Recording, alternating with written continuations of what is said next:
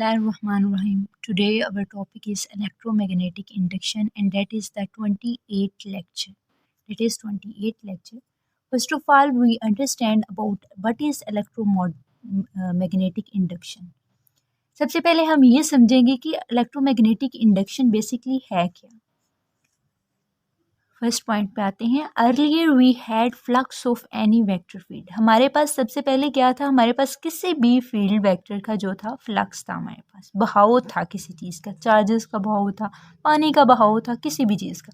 लेकिन यहाँ पे हमें बाउंड कर रहा है कि इलेक्ट्रो का मतलब है चार्जेस का बहाव, ठीक है। इलेक्ट्रोमैग्नेटिक इंडक्शन में क्या है, चार्जेस का flux.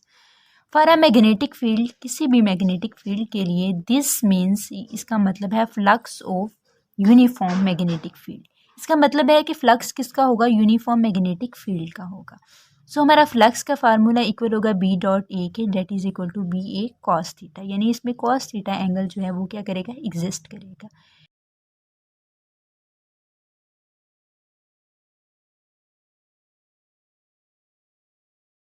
If field is not constant, अगर हमारे पास फील्ड जो है वो कांस्टेंट नहीं है ओवर एरिया के ऊपर, then add up all this, तो इन सब को क्या करें, जमा कर लें। So flux b equal to p dot d a, one weber equal to 1 tesla dot metre square, यानी कि पर मीटर स्क्वायर क्या आ जाएगा। ये आपने एक्सप्रेशन जो है ये बहुत अच्छे से याद रखने, क्योंकि वन वेब जो है वो बहुत इंपॉर्टेंट होता है।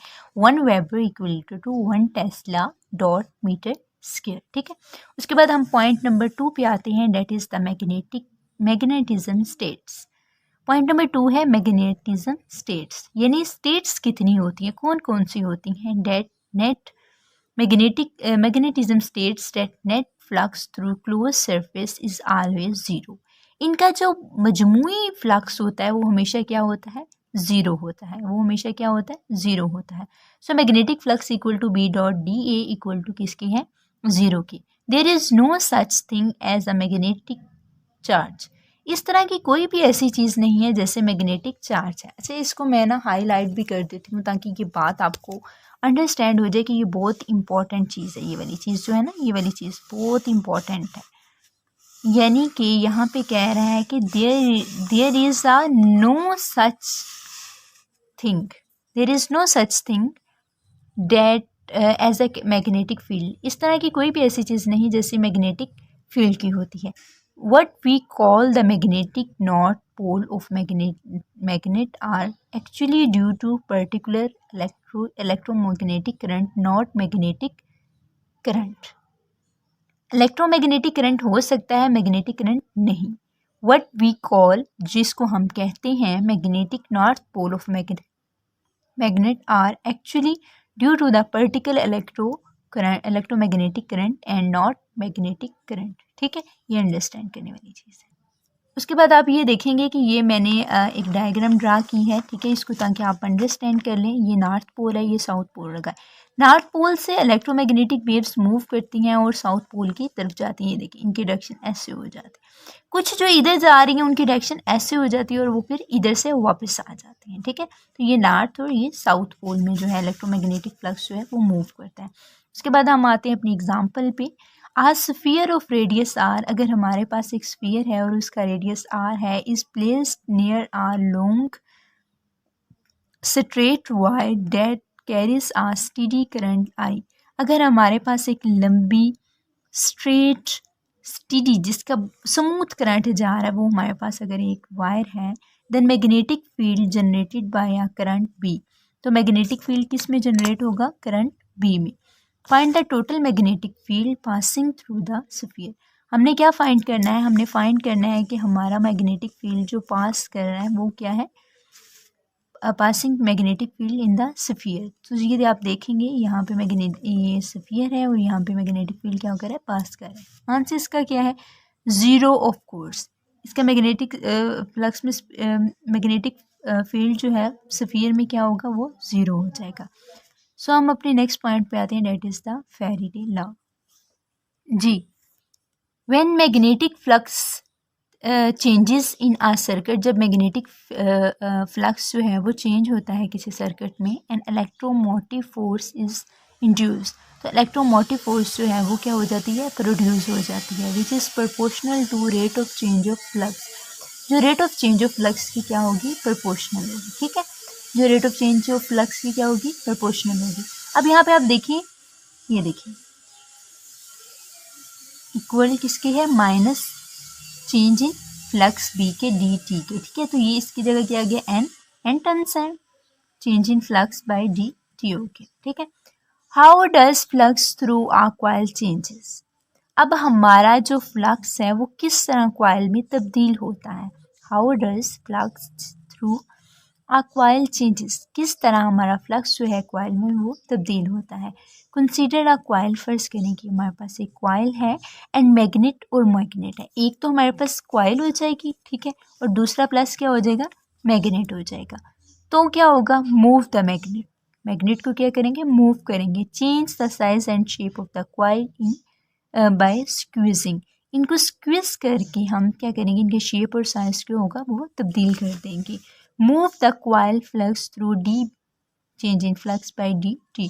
अब फ्लक्स को किस में मूव करवाएंगे, इस कॉइल के फ्लक्स को। ठीक है, उसके बाद हम एक एग्जांपल लेते हैं जिसमें a flexible loop has radius of 12 centimetre and magnet क्या है 0.15 टेंशन की है। ठीक है, वो कहते हैं हमारे पास एक फ्लेक्सिबल का मतलब होता है कि जो चीज़ मूव हो जाती है, जो चीज़ मुड़ जाती है, वो कहते हैं फ्लेक्सिबल लूप है हमारे पास, जिसका हमारे पास रेडियस 12 सेंटीमीटर है एंड मैग्नेटिक है 0.15।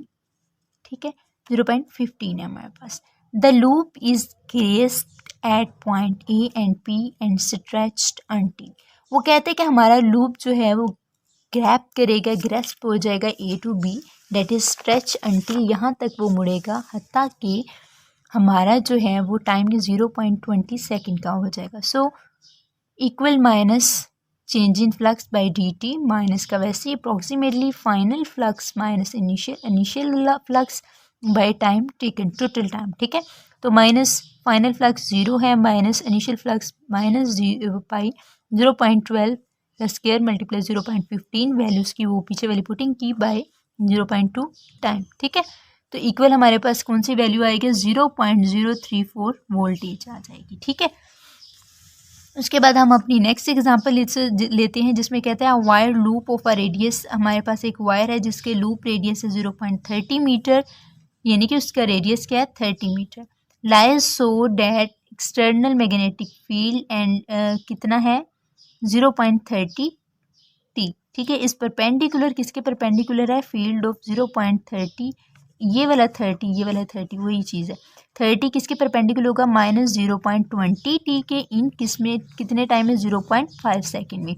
Find the magnitude of average induced electromagnetic force in loop during this time, इस टाइम के दौरान हमारा फाइनल जो मिलता है मैग्नीट्यूड और एवरेज ईएमएफ कितना प्रोड्यूस होता है वो हमने क्या करना है, फाइंड आउट करना है।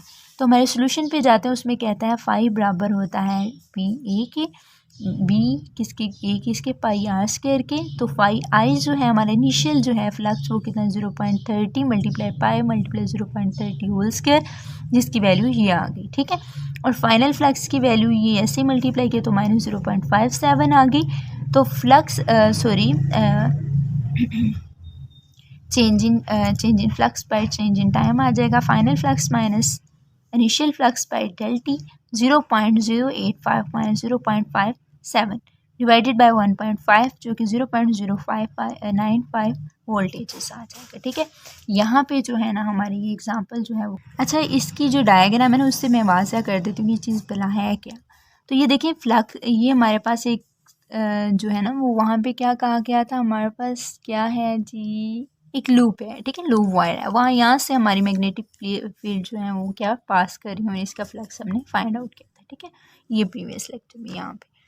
अच्छा, उसके बाद 4 पॉइंट है जिसमें हमने सबसे पहले रिमेंबर करना है, याद रखना है कि electromotive force is not really a force, ये एक फोर्स नहीं होती। ये पहले भी मैं आपको बता चुकी हूँ कि ये क्या है, ये टेक्निकल डिवाइस फोर्स नहीं है इसके अंदर, but different in electric potential between 2 points, लेकिन इनका इलेक्ट्रिक पोटेंशियल क्या होगा, वो डिफरेंट होगा। In going around circular wire, किसी भी सर्कुलर वायर के अंदर जाने से electric magnetic field is constructed as function of angle, वो फंक्शन ऑफ एंगल के तौर पर क्या हो जाएगा, लिया जाएगा। ठीक है, the EMF equal to E 2 pi R, that is EMF is equal है integration E dot DS d phi by d t क्या आ जाएगा। ठीक है, उसके बाद हम एक एग्जांपल लेते हैं जिसमें क्या कहता है a conducting wire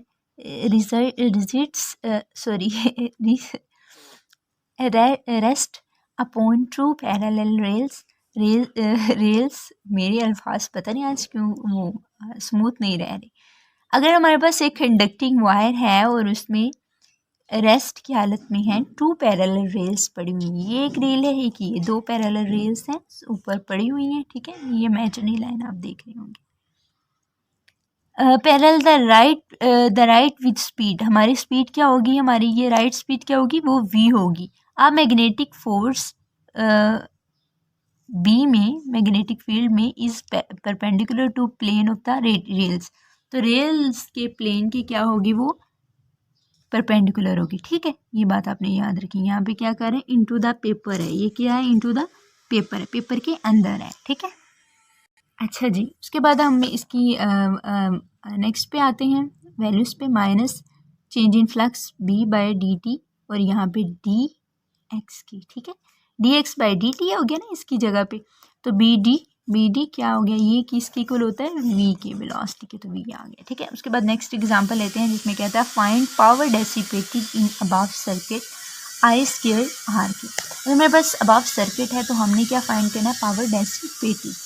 I square r लिखेंगे इक्वल किसके, b square D square we square by r की। पावर डेसिपेटेड का स्क्वायर आता है, आपको पता है, ऐसे।